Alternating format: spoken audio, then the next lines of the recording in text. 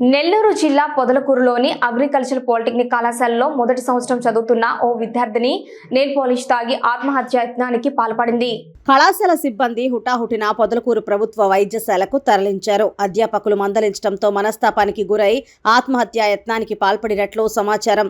కళాశాలలో ఏం జరిగిందో పూర్తి స్థాయిలో విచారణ జరిపించాలని విద్యార్థి సంఘాల నాయకులు డిమాండ్ చేశారు.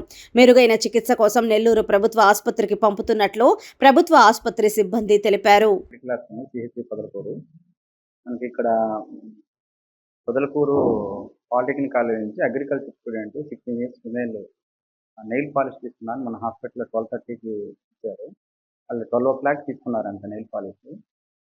ఎంత తీసుకున్నారు ఏమనేది సరిగా హిస్టరీ ఇవ్వటం లేదు.